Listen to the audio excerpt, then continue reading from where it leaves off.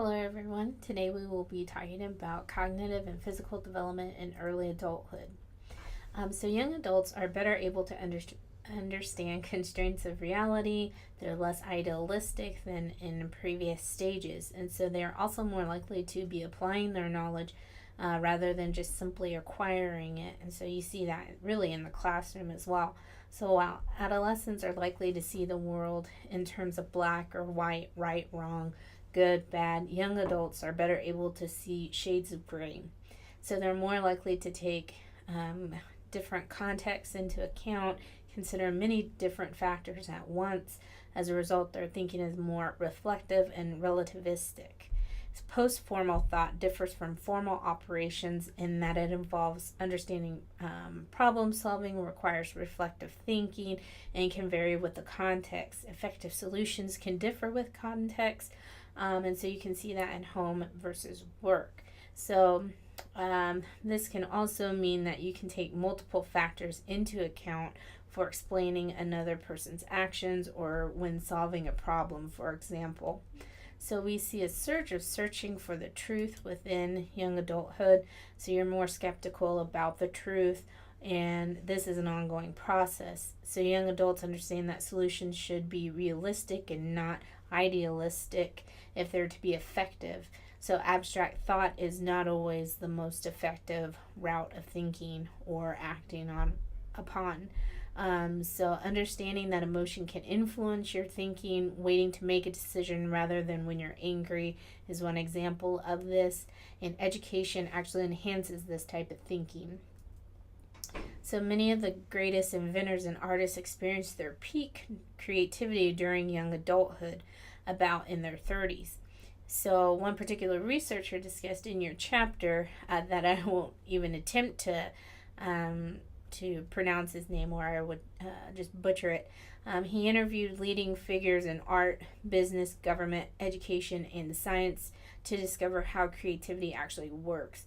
And so he then theorized flow, which is a heightened state of pleasure experienced when we're engaged in mental and physical challenges that absorb us. And so flow is just enough challenge to make it not boring, but not a lot of challenge that will cause anxiety. So it's just that one space where you feel that flow, where you're challenged, but you're not bored and you're not anxious because of that challenge. So he believed that everyone could achieve this flow.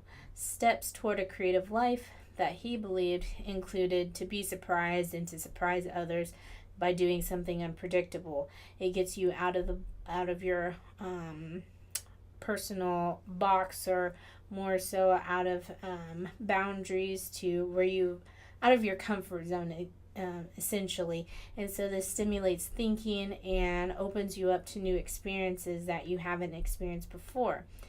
He encouraged people to write it down, to follow their interests, to not be too busy to do the things that they like, have a goal every day to look forward to, so this influences your eagerness about life, and to spend time in settings that actually stimulate your creativity. And so given this, your occupational choices should be in line with your interests and abilities. Also, you should consider the job market or openings in your field. And so what we see with career development is that most Americans spend at least 40 hours per week at work. So this results in about a third of your life, so be sure that you like it. 18% of Americans work more than 50 hours per week. Many Americans idealize their careers. They think they will live the American dream of a white picket fence, kids, and a good job regardless of their education, their SES bracket, or even the job market. So high job demands typically include high workloads and deadlines, and adequate opportunities to participate in decision making that you're a part of or that you have to listen to, high level of supervisory control, lack of clarity for criteria for job performance, gender inequality in the workplace, which we see women in making less money in the same jobs, which also leads to a decision of who will be the breadwinner and who will take care of the kids for many families. So what we see is that more women end up at home because men oftentimes make more money. So ultimately, these lead to increased levels of stress that can spill over into all aspects of young adults' life. For example, like we talked about in earlier presentations, that could look or spill over into family and family interactions. So individual markers that others have discussed as marking adulthood include holding a full-time job or semi-permanent job, getting married, having a kid, paying bills. Across the board, there are all very different timelines for individuals that mark this transition into adulthood. For example, for one person, if they believe holding a full-time job is a marker of adulthood, well, that may look different between just two people. So one could have started a full-time job following high school versus a real marker for adulthood for someone, say in my case, that really doesn't start until after grad school and maybe a postdoc position. And so societal markers are actually based on age. So 18 is legally an adult, 21 you can legally drink, 26 you are independent from your parents' tax and health insurance, and these all differ by state. So Jeffrey Arnett actually demonstrated there are 5 key features of emerging adulthood, and this includes identity exploration, especially in romantic relationships and career development, instability like residence changes, decisions, exploring relationships, and changes in educational focus, so like changing your major multiple times, self-focus, so this is usually the time that you're free from any obligations or from all of the obligations that you have as an adult, so you can really focus on yourself. Feelings of in between because you're neither an adolescent nor are you an adult. Age of possibilities, anything is possible. You have your whole life in front of you, and if you had a difficult childhood, then there are new opportunities for change and to live a positive lifestyle. We also see brain development within adulthood, and this is where the prefrontal cortex development is finally finishing up.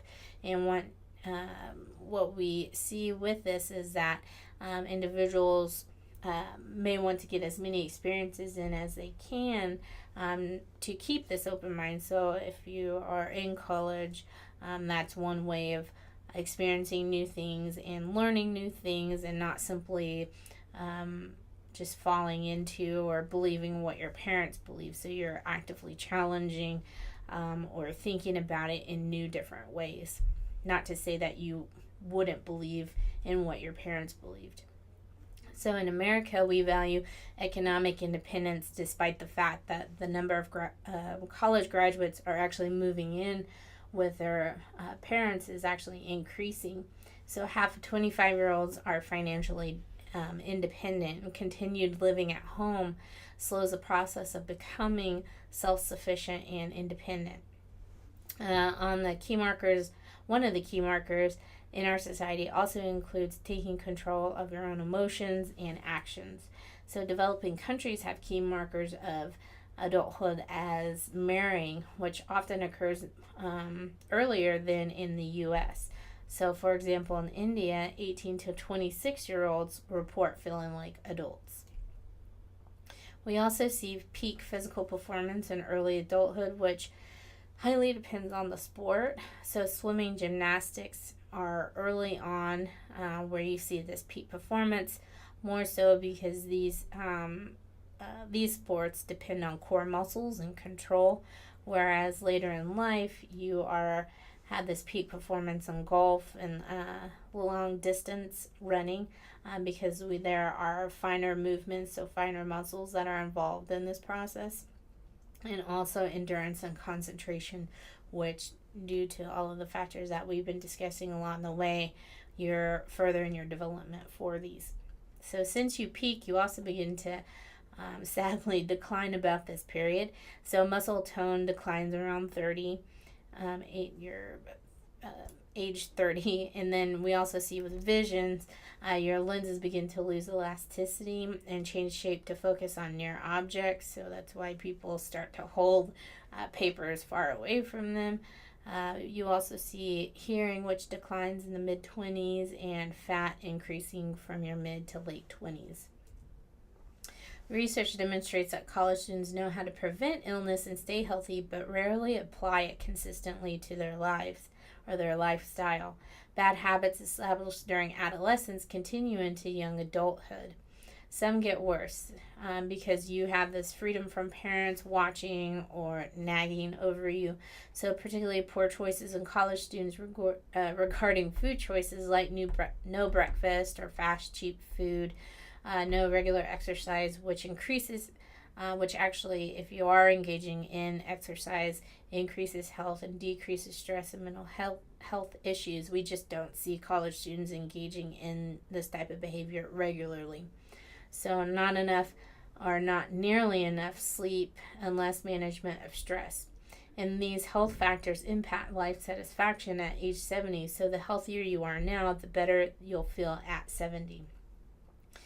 And actually what we see with young adulthood is that 80% of college students report alcohol use at least once.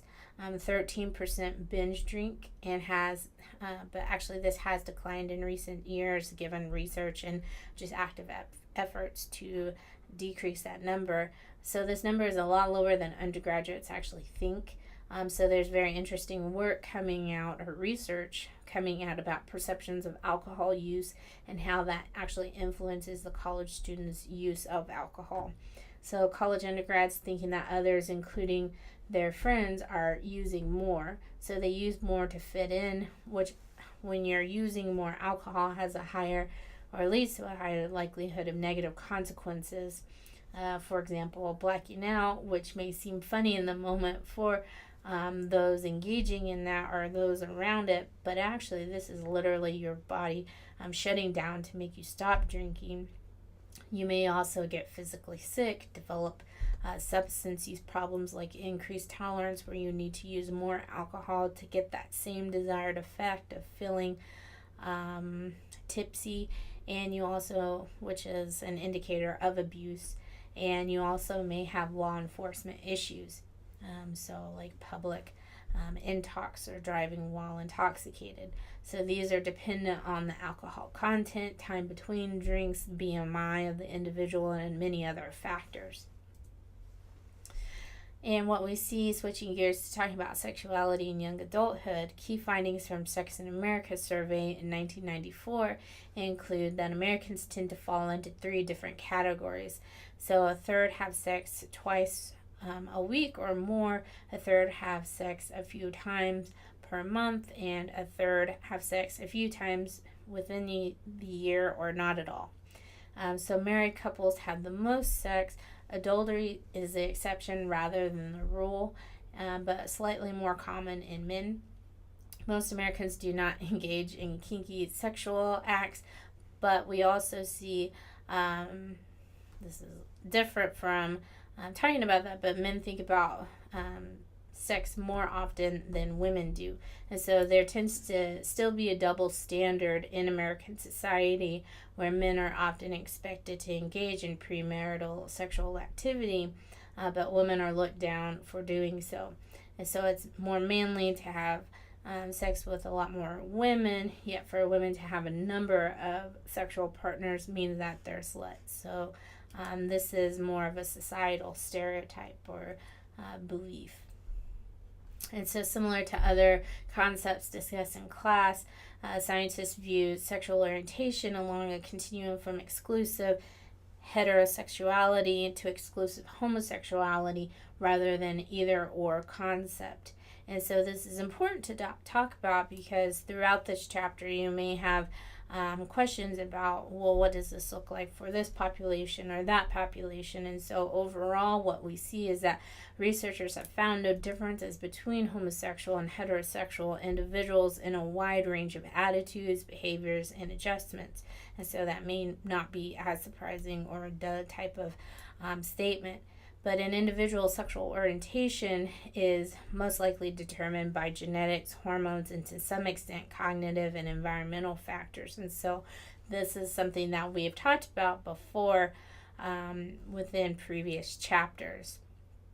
And so, as discussed in an earlier chapter, prenatal hormone exposure accounts for the most variance and could account for the difficulty of actually changing an individual's sexual orientation. We wouldn't think of this, or it wouldn't be a norm for society right now to change someone's sexual orientation. But if you look back in our history, there have been acts of trying to change someone's sexuality from homosexuality to heterosexuality. So interestingly, given this fact of prenatal hormone exposure, if gay males are actually given androgens, their sexual preference does not change. So research has really looked at towards genetics, and so what we see by twin studies is that 35% of males and 19% of females homosexual orientation or behavior can be explained by genetics. And so that wraps up cognitive and physical development in young adulthood.